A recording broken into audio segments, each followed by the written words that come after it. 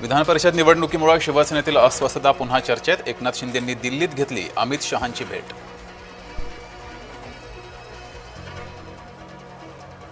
पुणे नाशिक संभाजीनगरवरून शिवसेना भाजपामध्ये रस्सीखेच. मुख्यमंत्री फडणवीसांनी बोलावली महायुतीची बैठक.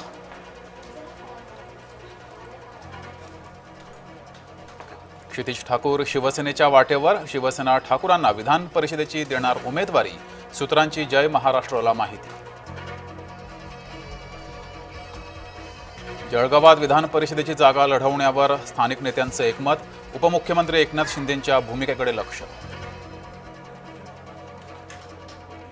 कांदा प्रश्नी सरकारचं शिष्टमंडळ बुधवारी दिल्लीला जाणार. केंद्रीय सहकार मंत्री अमित शहांसोबत करणार चर्चा.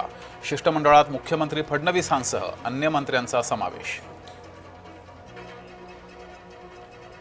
कांदा प्रश्नी मवियाचं पुणे चांदवडसह सोलापुरात आंदोलन. हर्षवर्धन सपकाळांसह रोहित पवार पोलिसांच्या ताब्यात.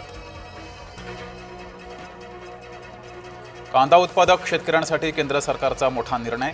कांद्याला प्रति क्विंटल 1580 रुपये दर मिळणार. नाफेड आणि NCCF मार्फत खरेदी प्रक्रिया राबवली जाणार. मीरा रोडच्या सोसायटीमध्ये बकऱ्यावरून वाद. बकरी ईदच्या पार्श्वभूमीवर 2 गटात तणाव. भाजप नेते किरीट सोमय्यांच्या भेटीनंतर राडा. पंतप्रधान मोदीच खरे धुरंधर. मोदींवर खालच्या पातळीवर टीका करणं निंदनीय. एकनाथ शिंदे यांनी हर्षवर्धन सपकाळांना सुनावलं. डिझेल दरवाढीमुळे एसटी भाडेवाढीची शक्यता. परिवहन मंत्री प्रताप सरनाईकांचे तिकीट दरवाढीचे संकेत.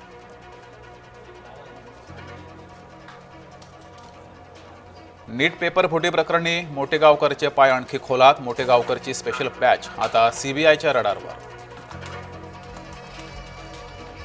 अशोक खरातला 14 दिवसांची न्यायालयीन कोठडी. खरातला लवकरच नाशिक रोड कारागृहात पाठवलं जाणार. पश्चिम महाराष्ट्र देवस्थान समितीत कोट्यवधींचा भ्रष्टाचार. क्षेत्रीय मराठा रियासत फाउंडेशनकडून भ्रष्टाचाराची पोलखोल. जळगावात रेल्वे भरतीच्या नियुक्तीपत्रासाठी उपोषण. नोकरी मिळत नसल्यानं अनेक जण अविवाहित. अशोक खरातनंतर नाशकात आणखी एक भोंदूवर गुन्हा दाखल. भोंदू कमलेश अधिकाऱ्यानं फसवणूक केल्याचा आरोप. अमरावतीत गोरक्षकांकडून 28 गोवंशांना जीवनदान. 8,65,000चा मुद्देमालही जप्त. गो तस्करी विरोधात गुन्हे शाखेची कारवाई. सोलापुरात कुठेही पेट्रोल डिझेलची टंचाई नाही. इंधनाचा कोणीही साठा करू नये. जिल्हाधिकारी कार्तिकेयन यांचं आवाहन.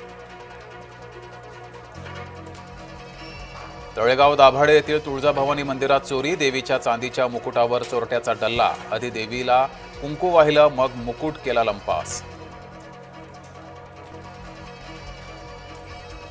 माकडाचा 63 जणांवर हल्ला. कोल्हापूरच्या सोळांकूर गावातील घटना.